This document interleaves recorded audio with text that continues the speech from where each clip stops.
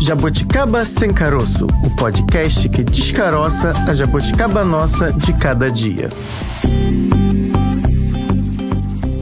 Jabuticaba Sem Caroço na área, estamos aqui, firmes e fortes. Bárbara Pereira, chegou o dia que a gente desenrola assuntos econômicos, descaroça. O que a gente pode dizer que a gente faz aqui? A gente fala de economia, a gente descaroça temas econômicos. Complexos para muita gente, inclusive para nós. Mas hoje é um dia especial, Fran. Hoje a gente não é meu aniversário. Não é seu aniversário. Nem o seu. Também não. Mas é um dia especial porque a gente vai falar do futuro da economia diante do resultado das eleições.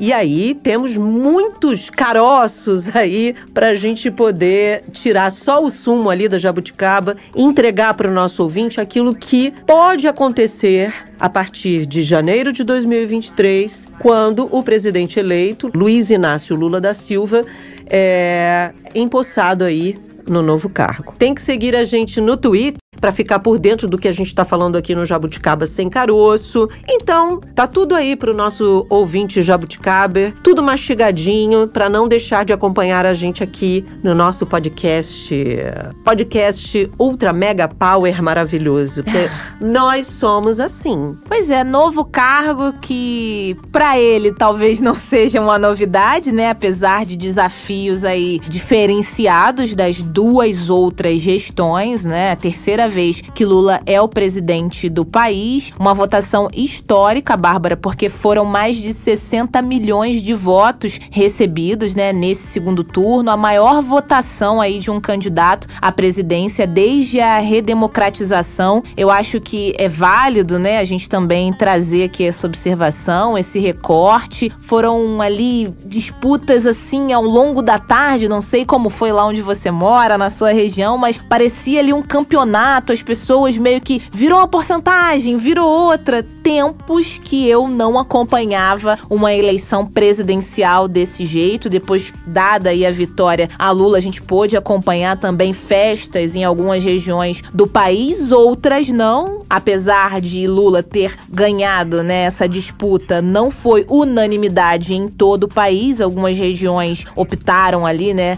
votaram em Bolsonaro, mas ele acabou não sendo o vencedor por uma disputa ali. O percentual foi bem pequenininho. A diferença, você jabuticaber, pra você ter uma noção, foi de 1,76%. Foi a menor ali diferença de um presidente desde 1989. Então a gente pode dizer sim que foi uma eleição histórica e com ela, como a gente já falou aqui em outros episódios, com grandes poderes, as responsabilidades são imensas. Até porque, se não é uma primeira gestão, se já é a terceira vez que Lula vai ser responsável pela condução do nosso país, as cobranças serão inúmeras. E no setor econômico, os desafios, a gente perde as contas aqui de quantos são. Falar de economia e perder a conta não dá muito certo, mas a gente vai listar alguns aqui pra você. Não são poucos, Bárbara. Não, ele vai enfrentar aí uma economia hoje com vários problemas, né? Imaginamos que esses problemas vão se arrastar até o fim desse ano de 2022 e que alguns desses problemas aí caiam no colo dele aí em 2023. A gente tem hoje inflação alta, baixo poder de compra dos consumidores, um salário mínimo aí estagnado durante um bom tempo, o aumento da pobreza no Brasil. Hoje, 33 milhões de pessoas estão num nível de pobreza gravíssimo, passam fome, chegam a passar fome, é a chamada insegurança alimentar grave, né? Pessoas que não têm poder aquisitivo nenhum de se alimentar, muitas vezes comem, muitas vezes chegam a não ter nenhuma comida. Se conseguem tomar café, não sabe se vai ter o almoço, exatamente, não sabe do dia seguinte. Exatamente. E além disso, a gente vê aí os números indicando que há uma estagnação no desenvolvimento da indústria brasileira. Então, além de todos os outros fatores, tem outros que serão somados aí na política econômica do próximo governo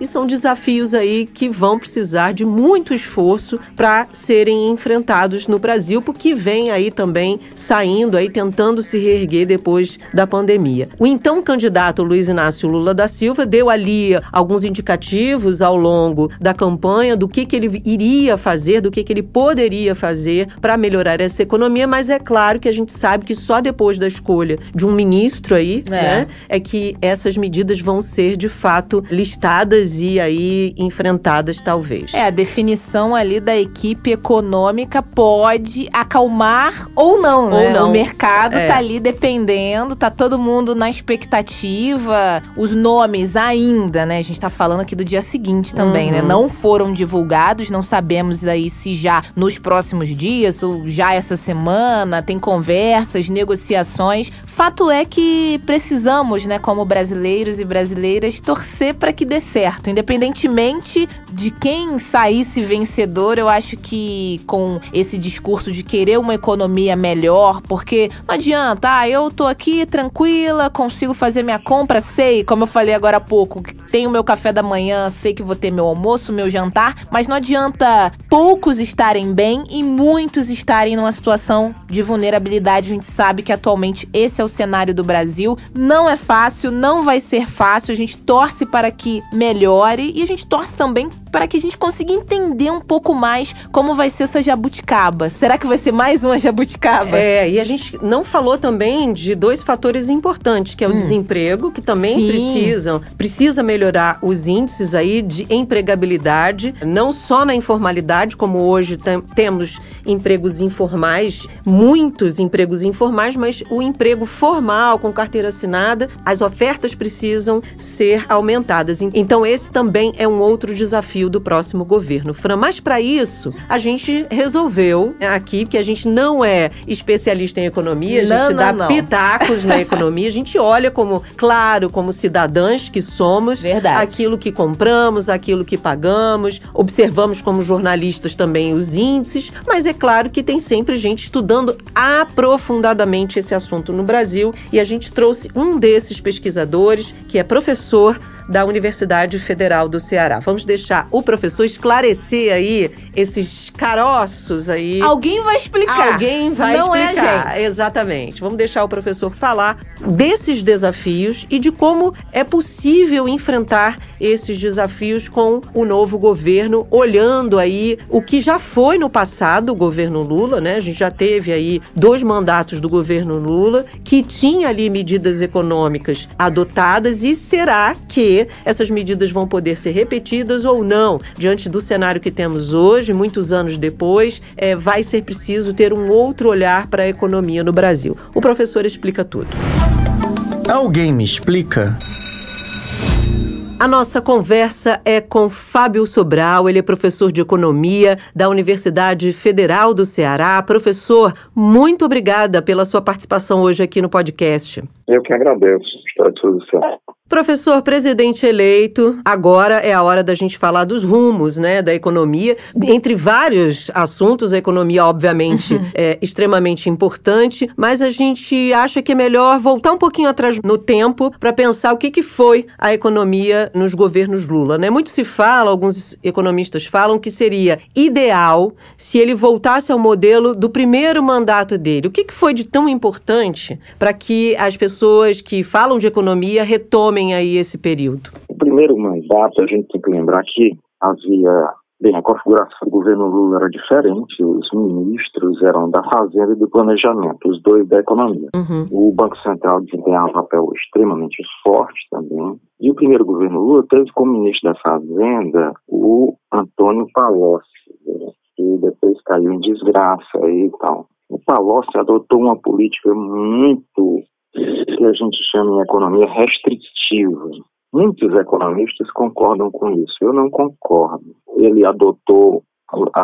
continuou, na verdade, a política de metas da inflação, ou seja, dizer assim, a inflação deve estar nesse patamar com um pouco de tolerância para cima, um pouco de tolerância para baixo. Também adotou o livre câmbio, o livre comércio, o dólar sendo definido pelo mercado e a responsabilidade fiscal. Então é o chamado tripé macroeconômico que já vinha do governo Fernando Henrique Cardoso, o governo anterior. Então nós temos, na verdade, uma duplicidade de políticas do governo Lula. O que os economistas tradicionais elogiam é a parte desenvolvida pelo Palocci, que foi uma política que nós chamamos conservadora, monetarista, neoliberal, há vários nomes para isso, que era uma política de contenção dos gastos. Mas nas outras áreas do governo, houve o aumento do salário mínimo, a expansão do mercado consumidor, e isso impulsionou a economia para frente.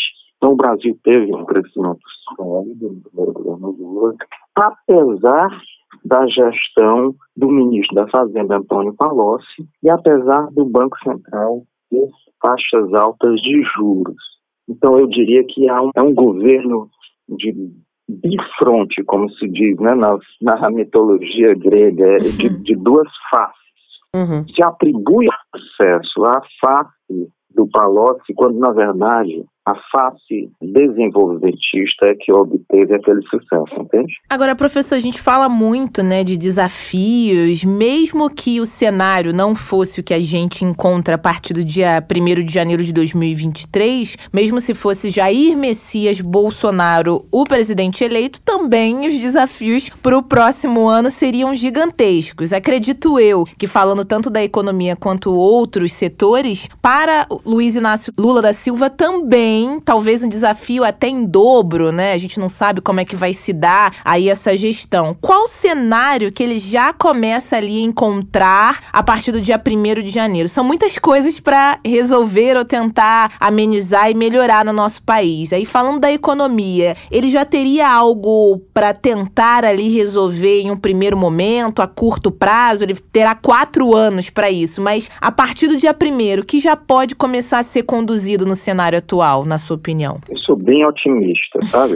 Não no caso da vitória do Bolsonaro. A vitória dele nos levaria ao buraco, ao colapso, tanto das contas públicas, quanto socialmente, desemprego. Não esqueçamos que há uma ameaça de crise financeira mundial pairando desde 2020, mais ou menos, 2020, 2021. E não tem relação com a Covid, é uma outra condição não resolvida desde a crise de 2008. Então, ainda bem que o Lula ganhou, porque nós teremos condições de enfrentar uma crise talvez mais grave do que a de 2008 e de recuperar o buraco em que esse governo atual nos jogou. Então, eu acho que as medidas que o governo Lula pode adotar são simples e podem recuperar a economia rapidamente. Eu digo isso, as pessoas ficam um pouco receosas, pensando que eu estou fora da realidade, mas não, vamos lá. Se você controla 4 preços que o governo administra, o preço dos combustíveis, porque o governo tem a maioria do conselho da Petrobras. Se o governo administra o preço da energia elétrica, que é fundamental para os custos de produção. Se o governo administra o preço dos transportes, que é fundamental para o deslocamento das pessoas. Se o governo administra o preço dos remédios, a majoração de preços de remédios, você controla pelo menos 50% da inflação, entende? Basta ver que o governo Bolsonaro reduziu os impostos, o ICMS dos estados, e a gasolina caiu de preço. Ele poderia ter feito isso simplesmente por uma decisão do Conselho da Petrobras, sem retirar verbas tributárias dos estados, sem retirar impostos dos estados, dificultando o seu financiamento. Então, você controla isso, você controla a inflação. A inflação fica sob controle. Você impede que o dólar suba demasiadamente, então você controla também os preços internacionais. Todos os bens que nós compramos, que são importados, se o dólar cai de valor em relação ao real, você faz a inflação baixar, sabe? Já são 2 aspectos, ó. Controle dos preços administrados, controle do dólar. Se você faz os salários subirem, não esqueçamos que 60% de todo o PIB do Brasil depende da do consumo. Ou seja, se você adota uma política de reduzir salários ou de não permitir que os salários se recuperem no ritmo da inflação, você está dando um tiro no pé da economia. Você está reduzindo o consumo. São 2 dados que eu vou dar para vocês. 60% do PIB brasileiro depende do consumo, ou seja, depende da renda de trabalhadoras e trabalhadores, 60%. E 70% da economia está no setor de serviços, que precisa da renda das pessoas para funcionar. Então você aumenta o salário mínimo. A resposta que o Lula deu a um dos programas de entrevista foi: como é que você vai aumentar? Aumentando. Você aumenta, a pessoa vai ao comércio, aos serviços e compra. Isso gera arrecadação de impostos, de tributos, não só de impostos, de tributos. Isso faz com que a receita do governo aumente. Então, o governo, ao gastar, ganha, entende? Ao contrário do que as pessoas pensam. As pessoas que o governo gasta como se ele pegasse e queimasse dinheiro. Mas se ele gastar nas áreas adequadas, o governo aumenta a sua arrecadação. Era isso que lá o primeiro governo, onde o Palocci era o ministro da Fazenda, não entendia. Você, ao gastar, se a economia crescer, você recupera até mais do que o que você gastou. Principalmente se gastar na área social. Há estudos que dizem que se você entrega R$1 para as pessoas que necessitam, elas vão comprar. E elas vão comprar, isso gera um movimento em cadeia, uma reação em cadeia, que faz com que o governo ganhe R$1,60 a cada R$1 gasto. Então ele sai lucrando 60%, entende? Então é preciso só mudar a mentalidade e essa economia volta a circular com uma velocidade impressionante. Eu não tenho dúvida disso. Agora, ele vai ter grande dificuldade nas sabotagens vindas do Congresso. É esse o grande problema. Pelo que o senhor está falando aí, é possível pensar que a política de transferência de renda seria também fundamental. Não só porque vai beneficiar as famílias que hoje estão aí em situação de vulnerabilidade, de extrema pobreza, e também porque, como lá atrás, houve uma movimentação financeira aí, né?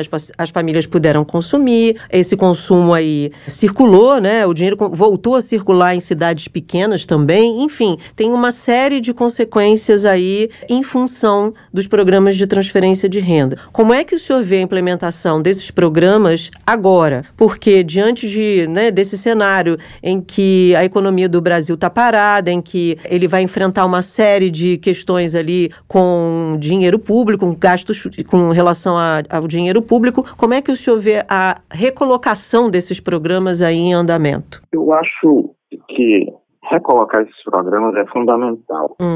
Primeiro, nós devemos ver o seguinte: todos os países implementam programas de transferência de renda. Sim. Mesmo nos Estados Unidos, você tem uma espécie de ticket de alimentação, que é diferente do ticket de alimentação aqui, que é dado às pessoas mais pobres para que elas retirem alimentos em pequenas mercearias nos bairros, sabe? Para não terem fome. No norte da Suécia, 50% dos jovens de 18 anos até 29 anos recebem assistência social.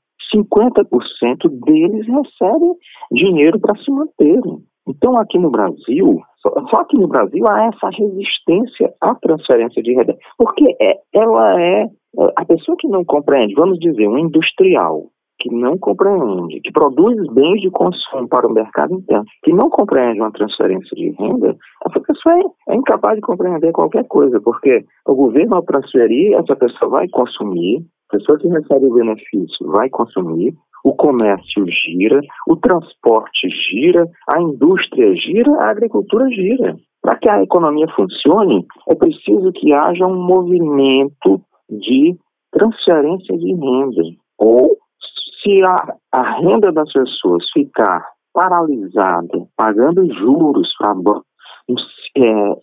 estagnada no mercado financeiro, isso faz a economia morrer. Faz essa economia brasileira, que perdeu, não podemos esquecer que ela perdeu espaço nas exportações de bens manufaturados. A concorrência industrial no mundo é muito grande. O Brasil perde espaço. O maior comprador de bens industriais que a Argentina era a China, já não é mais. A China nos ultrapassou nisso. Então, nós temos uma grande um grande potencial de consumo interno. Se não houver a transferência de renda, a renda fica estagnada e a economia entra em recessão. Não há mistério. E o próprio governo entra em dificuldades para se financiar. Ele, ao invés de financiar a sua atividade por meio da arrecadação de tributos, ele vai ter que financiar com dívida, o que é uma bola de neve, entendeu? Então, nós estamos numa fase em que precisamos mudar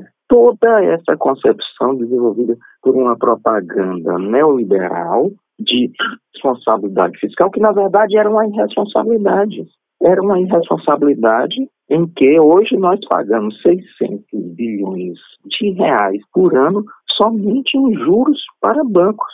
Imagine o que seriam 600 bilhões de reais aplicados na economia brasileira, na recuperação de áreas degradadas ambientalmente, para fazer saneamento, água e esgoto, transporte público, distribuição de renda, educação, sistemas de tecnologia, de ciência, de inovação avançadas em cultura. O Brasil floresceria de uma forma inimaginável e seria talvez uma das grandes locomotivas do mercado produtivo mundial. Agora, os apoiadores do presidente eleito estão com a sensação, pelo menos o desejo, comemorando nas redes sociais, coisas do tipo, agora vou poder voltar a viajar de avião, vou comer melhor, vários desejos, né, que estão ali guardados, estão fazendo essa comemoração. Em contrapartida, os não apoiadores estão com aquele sentimento do, vamos ver, não acredito muito, né, a gente ainda continua aí essa disputa. Como o senhor disse que é otimista, será que teria um tempo aí que a gente poderia dizer que a gente já sentiria os números, as mudanças na economia? Não sei, 6 meses, 1 ano, até para... não dá para... vai ter que ser uma troca de roda, né, com o carro em movimento. Muitos especialistas falam isso. Não é assim, não vai zerar tudo e agora vai mudar. Teria um tempo que a gente poderia dizer, não, a partir de 6 meses, 1 ano ou até menos, essas mudanças na nossa economia, a gente já conseguiria perceber com o seu otimismo, professor? Eu vou me basear nos critérios sazonais, ou seja, de tempo.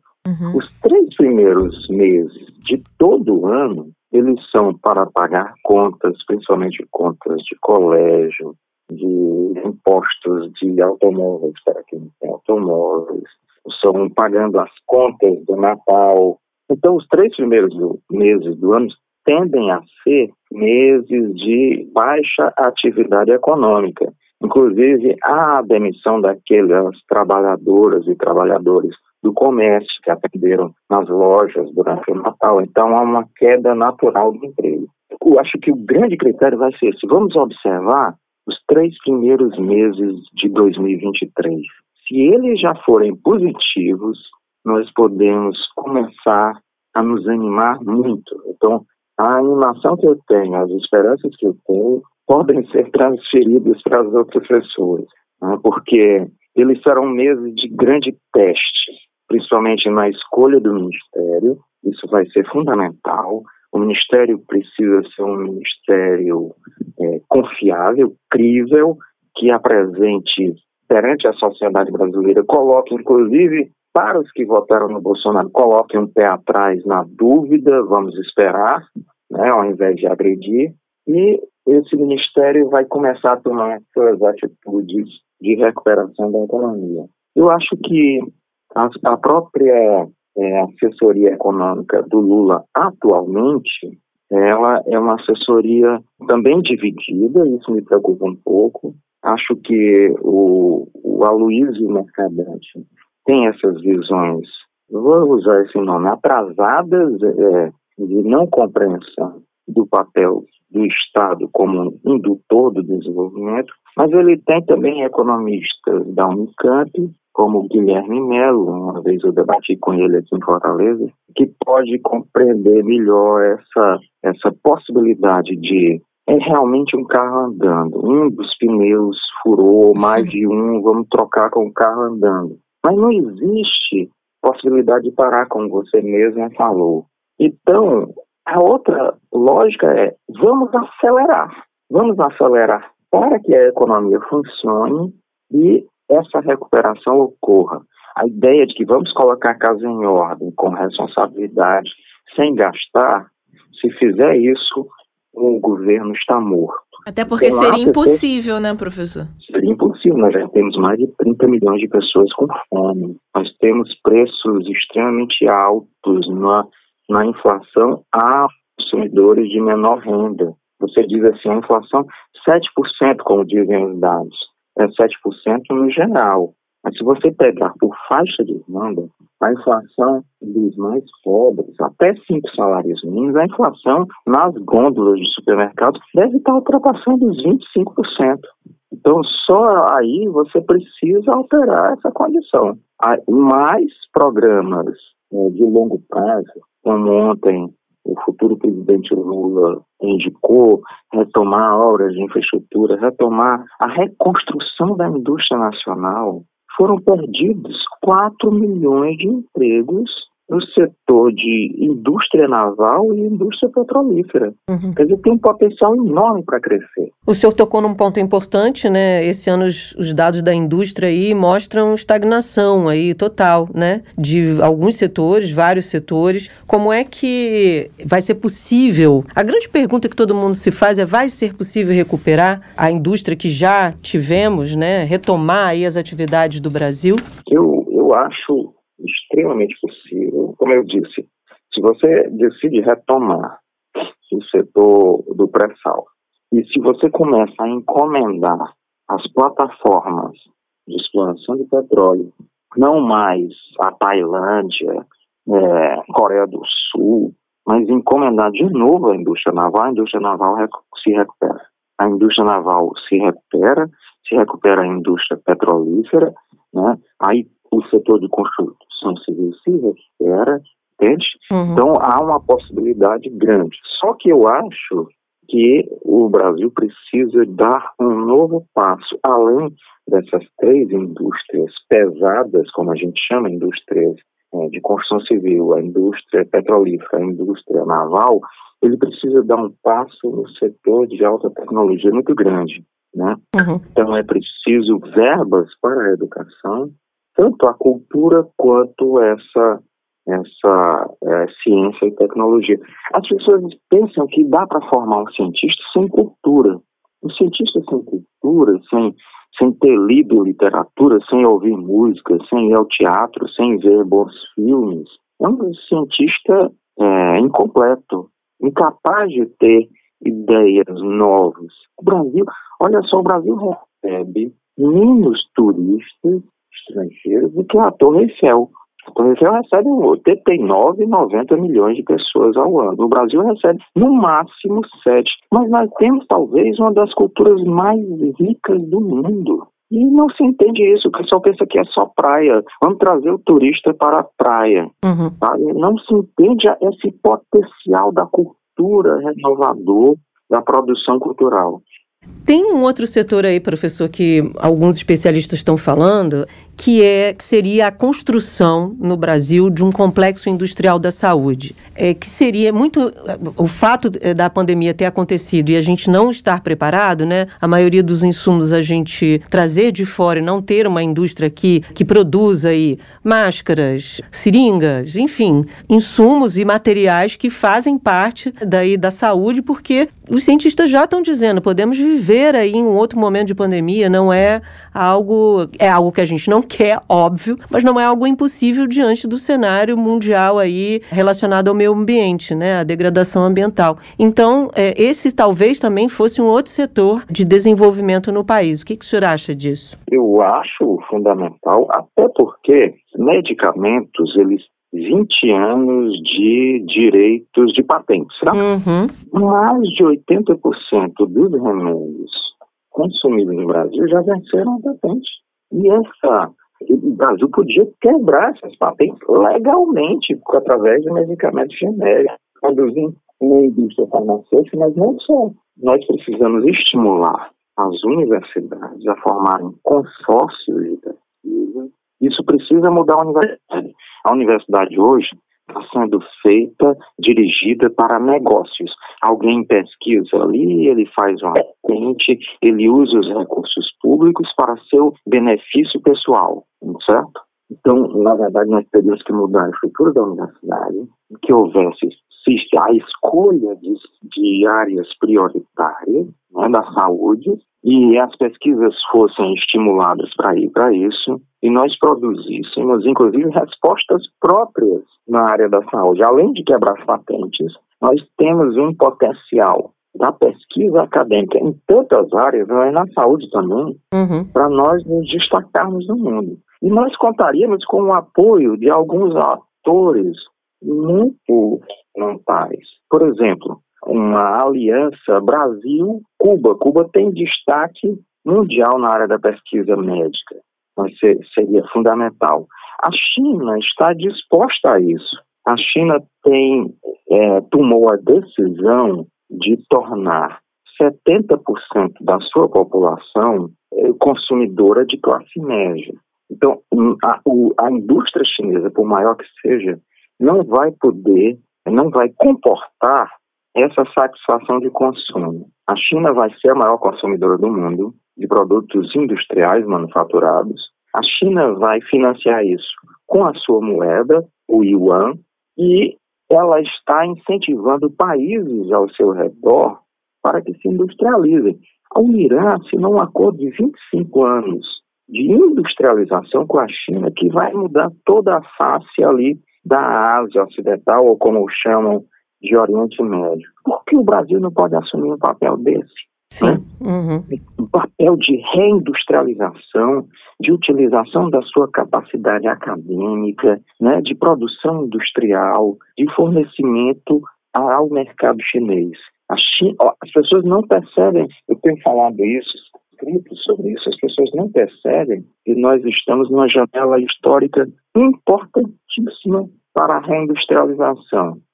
As pessoas leram que a China assumiu o papel industrial e não é mais possível ocupá-lo. Eu acho o contrário. A China está nos convidando a uma reindustrialização. Nós é que não estamos percebendo. Porque pesquisas não nos faltam, né? A gente tem ótimos pesquisadores no Brasil, universidades aí com capacidade de pesquisa. A questão é desenvolver aquilo que é pesquisado, né? Quando a gente vê o cenário de pesquisa no Brasil, a gente tem excelentes espaços de pesquisa dentro das universidades, principalmente as públicas. É um espaço gigantesco. Isso precisa ser colocado também uma conexão produtiva. Aí eu não acho que seja somente com as empresas privadas. As empresas privadas têm um papel muito negativo no Brasil quanto a isso. Querem explorar a estrutura universitária.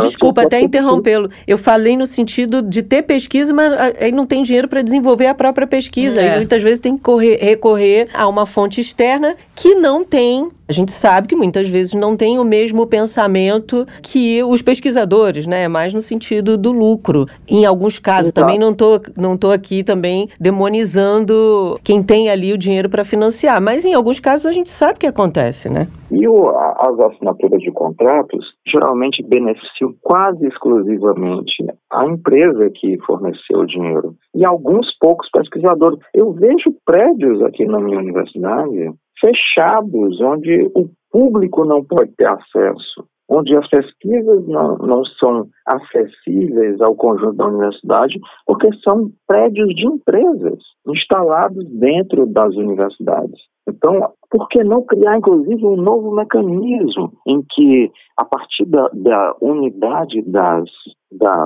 universidades, olha, os governos Lula criaram uma coisa extraordinária. A expansão universitária pública no Brasil preparou o terreno para uma nova universidade que assuma o papel de reindustrialização do país. E podia criar, inclusive, novos mecanismos a partir de pesquisas, fossem criadas estruturas cooperativas do setor acadêmico e da população que servissem à população. Eu sou favorável, sabe, a que os lucros das empresas estatais sejam essencialmente não distribuídos com acionistas, né, no caso delas serem acionistas, serem economias mistas, mas sejam distribuídas com o público, né, com a parte da população brasileira. Por que não? Entende? A gente, ao longo desses anos, também anos anteriores, mas esse ano até devido à situação da pandemia que ainda estamos vivendo, né, muitas pessoas tiveram a sua renda completamente comprometida, em alguns casos mais trágicos, né, infelizmente, quem era responsável ali pelo orçamento da família acabou não resistindo à doença, acompanhamos filas e filas, eram mais de não sei quantas pessoas tentando uma vaga de emprego, a gente acompanhou pela TV, pelos jornais, isso quase que diariamente.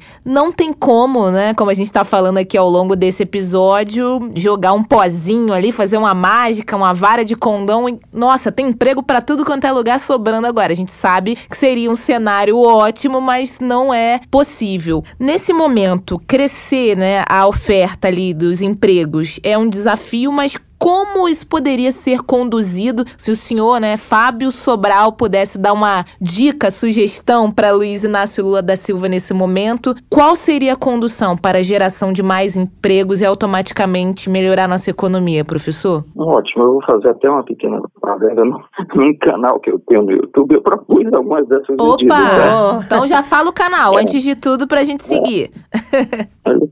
Ele tem um canal, é um nome bem estranho, é Fábio Sobral. Facinho de achar, hein? Pois é, bem inovador.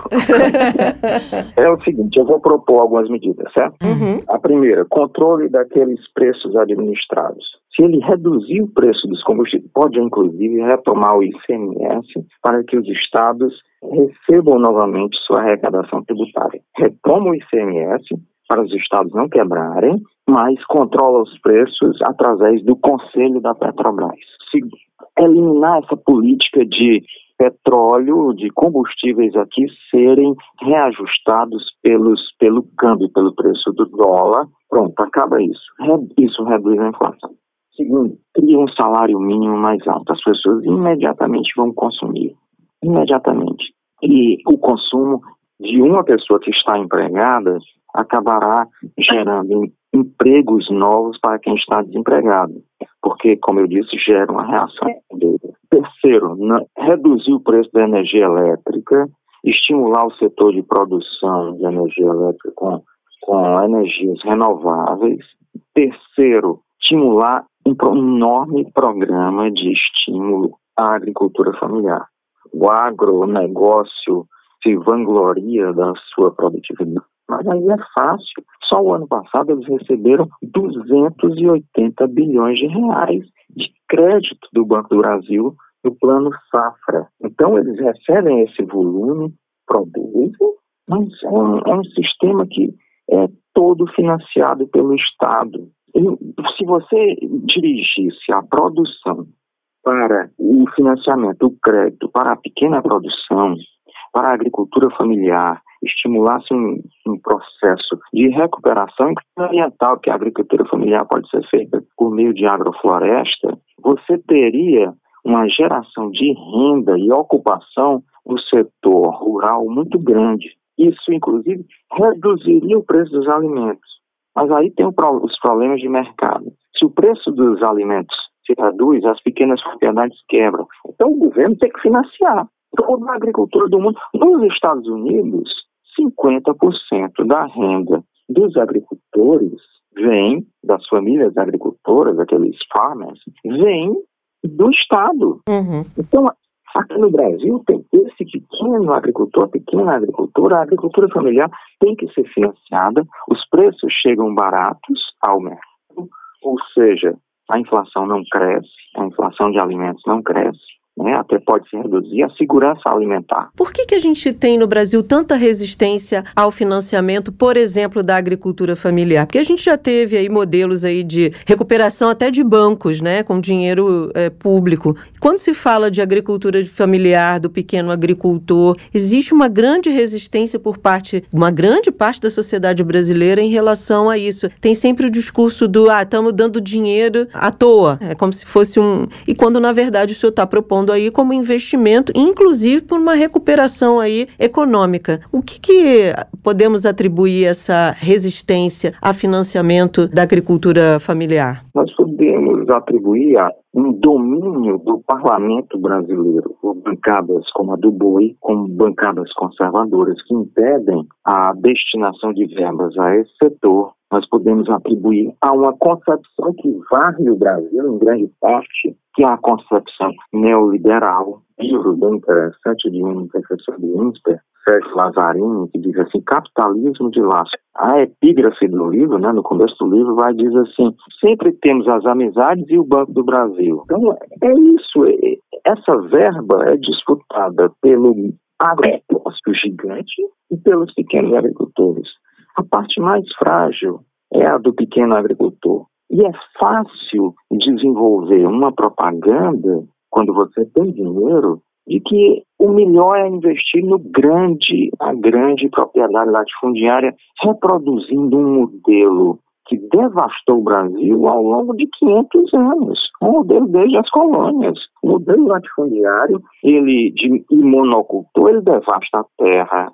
Eu participei de projetos examinando o solo no Nordeste, em antigas áreas produtoras de cana-de-açúcar, o solo fica devastado. Já se fala na cimentação, quer dizer, num processo de endurecimento do solo do cerrado, em desaparecimento de grandes aquíferos subterrâneos, por causa dessa rigidez do solo. Então, a agricultura, esse modelo de agricultura latifundiária, inclusive ele traz prejuízos, porque tem que importar os fertilizantes, tem que importar as sementes, que são transgênicas, tem que importar o veneno da semente transgênica, tem que importar os tratores, tem que importar tudo. Então, você exporta uma série de grãos, recebe dinheiro, mas existe um vazamento outro, até o satélite, porque os tratores hoje, eles não são mais dirigidos por seres humanos, eles são programados e recebem sinais de GPS por satélite. Você tem que pagar o programa, software, você tem que pagar o GPS, entende? O uso do satélite. O que ganho, que lucro é esse? Estudos energéticos dizem que para cada unidade de energia aplicada nessa agricultura tradicional, você colhe uma unidade de energia, quer dizer, um resultado líquido de zero. Enquanto na agrofloresta, você investe uma unidade de energia e colhe 16.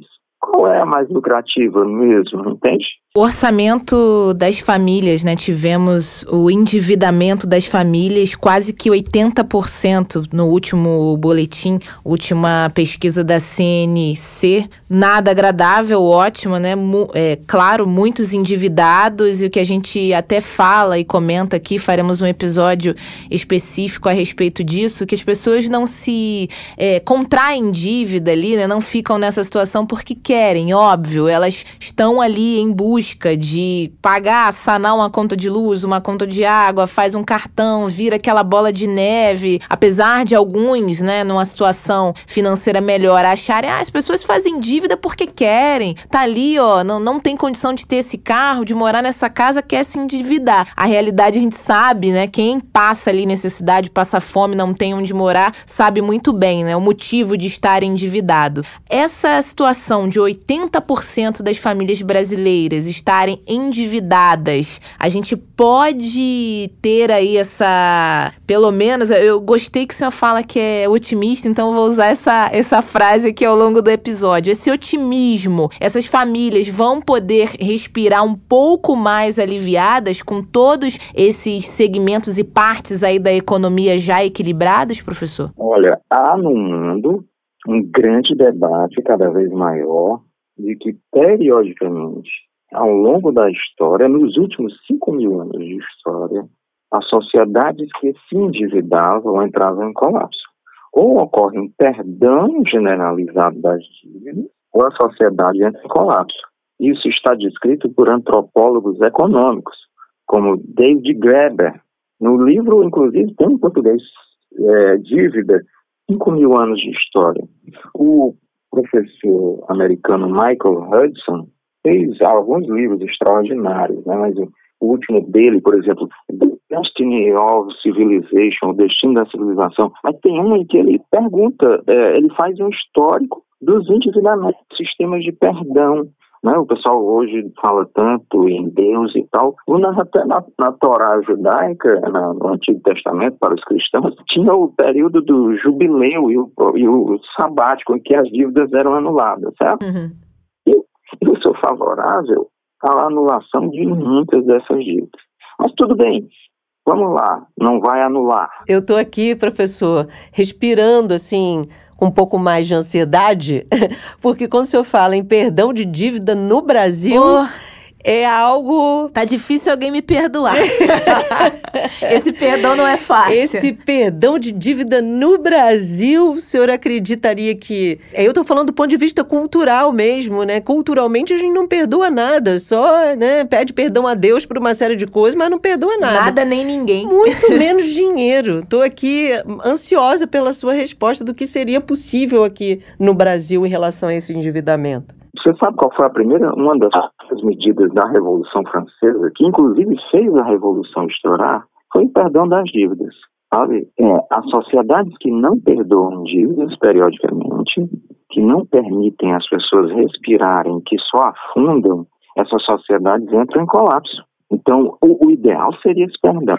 O Ciro Gomes trouxe essa ideia de renegociar as dívidas. Uhum. Vou dizer uma coisa, eu já dizia isso bem antes dele, né? Aqui nas palestras que eu fazia. Eu sou favorável ao seguinte, imagine o Banco do Brasil e a Caixa Econômica oferecem empréstimo para renegociar dívidas com bancos a 0,5% ao ano. Por que não? 0,5%. As pessoas iriam ao Banco do Brasil e diziam assim, olha, eu estou com uma dívida, um consignado de 100 mil. Tá bem? Você receberá os 100 mil, vai quitar sua dívida e vai nos pagar em prestações pequenas durante 8 anos a 0,5% de juros ao ano. Pronto, não precisava nem perdoar. Mas por que não? Por que a taxa de juros no Brasil, do cartão de crédito em 10% ao mês? Isso é agiotagem, assim, criminosa.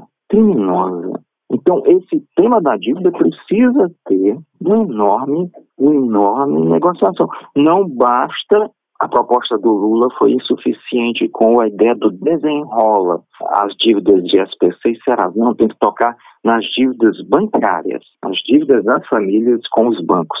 Então, imagine que você tem uma parte da renda comprometida e você consegue respirar aliviado nos anos seguintes. Isso se transforma em consumo. Se transforma em emprego, que se transforma em crescimento econômico. Bom, professor, antes de encerrar aqui a nossa conversa maravilhosa, esse bate-papo, já descobri que o senhor tem um canal, vou reforçar aqui até o final dessa entrevista para os nossos ouvintes aqui, nossos jabuticabers. O senhor falou de nome diferente, o nosso também é um pouquinho, né?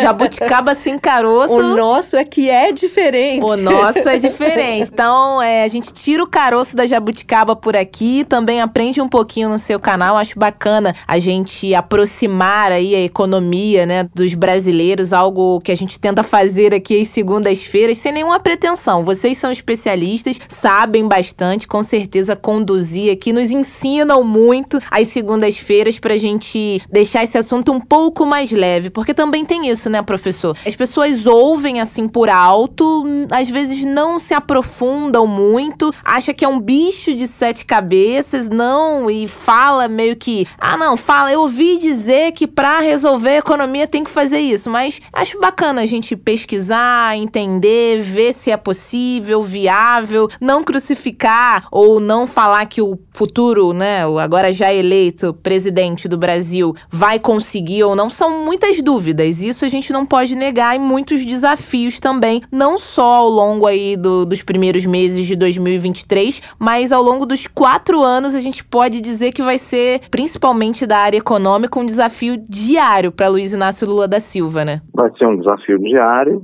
Agora, eu vou dizer o que eu digo às minhas alunas e alunos há muito tempo, certo? Eu sempre começo as aulas, mas às vezes esqueço e depois relembro isso. Não existe medida econômica boa para todo mundo. Ou você favorece os mais pobres, os mais necessitados, os de menor renda, ou você favorece os mais ricos? Chegar uma pessoa, aos jabuticabas, né? Quando chegar uma economista com a conversa de que, assim, autoritária, impositiva, isso é bom para o Brasil, desconfie, fique com o pé atrás. A quem essa pessoa serve? Que interesses ela esconde? Né? Porque a economia é muito simples, não há nada que possa ser complicado na economia. Mas se alguém complica, se alguém diz que aquelas medidas duras, austeras, serão boas para as pessoas, o sofrimento é bom, desconfie, porque esses economistas geralmente propõem remédio amargo para os outros. Eles estão em casas e apartamentos, em bairros chiques, podem fazer viagens internacionais, têm serviçais em suas casas, né? Falam do ar-condicionado, dentro de escritórios de ar-condicionado, chiquérrimos, e propõem remédio amargo para quem está nas periferias do Brasil. Isso desculpem, mas me dá raiva. Eu tento formar alunas e alunos dentro de uma sensibilidade para o sofrimento. Porque se a sociedade superar esse sofrimento, todos viverão melhor. Ao invés de nós vivermos cercados por muros, por arames farpados, né? Verdadeiros campos de concentração, condomínios fechados e pessoas na miséria, nós teríamos um país muito... Imagine esse país com padrões de vida, vamos dizer assim, escandinavos, com essa cultura que nós temos, com essa natureza, com as jabuticabas, né? Aqui no Nordeste, pelo menos no Ceará, nós não temos jabuticaba, mas nós temos frutas também absolutamente específicas, como a seriguela, que é um negócio extraordinário. Que é maravilhosa! Eu amo seriguela, principalmente numa bebida também. E não pode falar. Geladinho, um suco é bom. Suco é uma delícia, verdade, né, professor? Suco de caju é inigualável, assim, no calor, você na praia, tomando um suquinho de caju gelado é extraordinário. Imagine todo esse potencial em que as pessoas, as crianças e adolescentes não fossem levados a uma vida penosa nas periferias, né, controladas por milicianos e facções, as pessoas pudessem estudar, se tornassem cientistas, né, e nós teríamos um país cada vez mais lindo, né, entende? Então, ao invés de nos cercarmos de muros, nós deveríamos ter políticas sociais que permitissem o avanço da ciência, da cultura.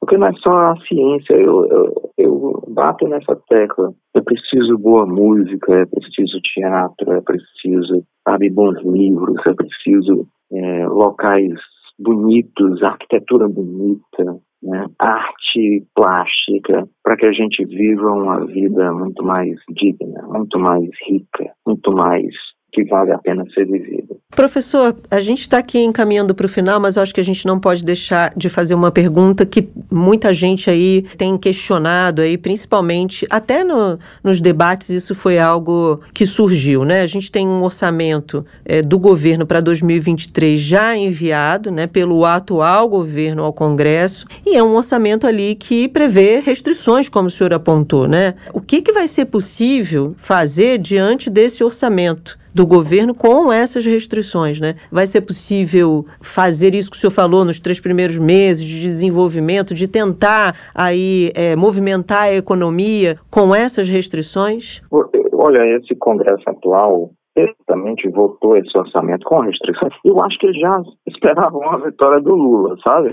Porque o orçamento tinha restrições durante a pandemia e agora, e eles alteraram as restrições, né? Certo?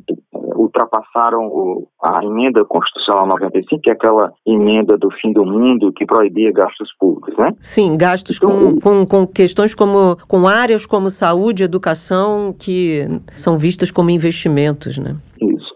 eles armaram uma bomba para colocar uma faca no pescoço do Lula. Dizer assim, olha, você tem que negociar conosco, nós temos que manter o orçamento secreto, que é uma fonte de corrupção gigantesca. O presidente do Senado já deu uma declaração hoje defendendo as emendas do relator, ou seja, o orçamento secreto. É uma coisa, a senadora Simone Tebet, todo mundo viu, ela denunciou num podcast a corrupção gigantesca, né?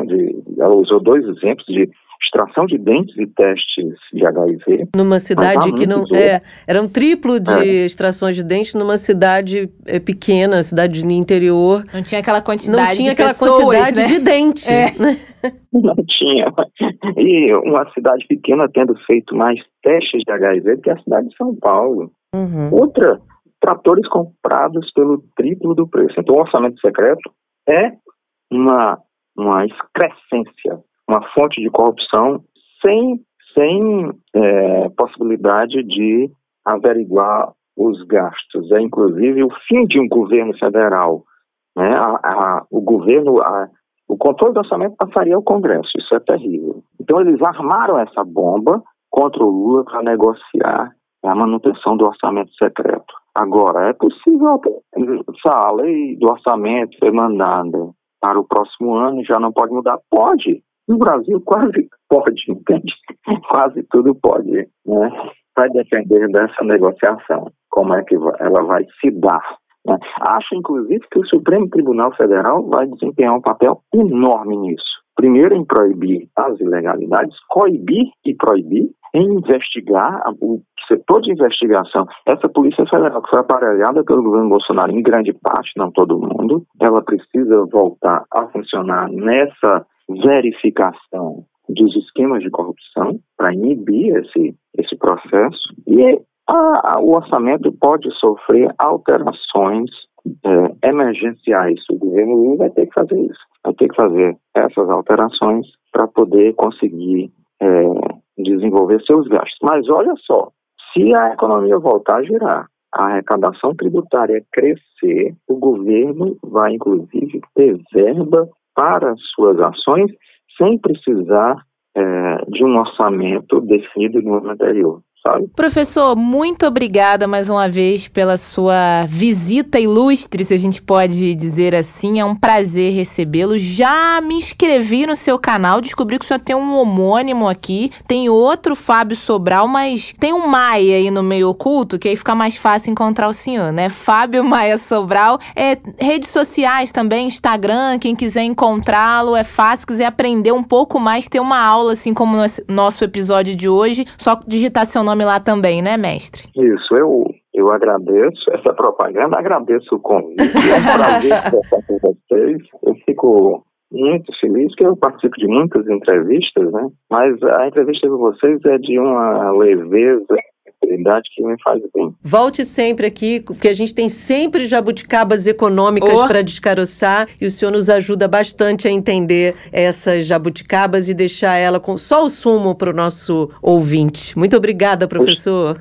Eu agradeço e estou muito esperançoso, estou muito feliz. Tchau, que bom, até a próxima. Tchau, tchau. Tchau.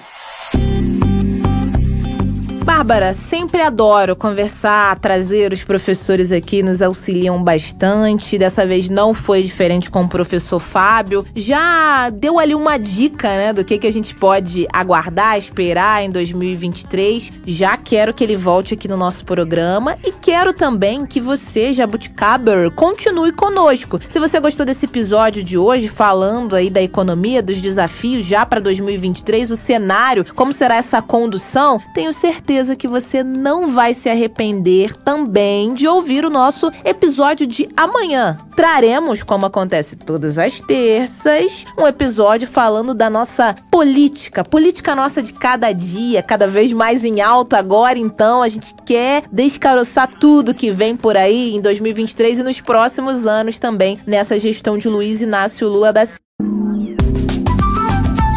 Jabuticaba Sem Caroço, o podcast que descaroça a jabuticaba nossa de cada dia.